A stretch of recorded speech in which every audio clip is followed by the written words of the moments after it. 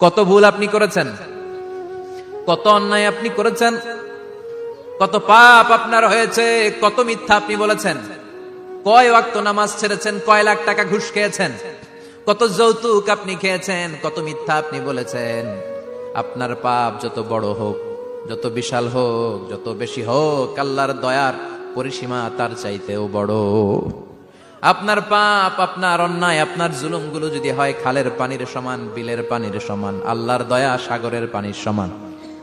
আপনার পাপ যদি হয় সাগরের পানির সমান, আল্লাহর দয়া মহাসাগরের পানির সমান। আপনার পাপ আর অন্যায় যদি হয় পাহাড়ের সমান, আল্লাহর দয়া আকাশের সমান। আপনার পাপ যদি হয় আকাশের সমান, আল্লাহর দয়া আরশের সমান। এজন্য আল্লাহ বললেন, ইয়া আইয়ুহাল্লাযীনা আমানু তুবু ইলাল্লাহি তাওবাতান নাসুহা। ও আমার গোলাম, তুই তোর নিজেরে যত বেশি ভালোবাসিস তার চেয়েও আমি তোরে বেশি ভালোবাসি। তোর বাবা মা তোরে যত বেশি ভালোবাসে তার চেয়েও আমাদেরকে বেশি ভালোবাসে কে? আল্লাহ বললেন, ভালোবাসারে তৈরি করার পরে আমি 100 টুকরা করলাম।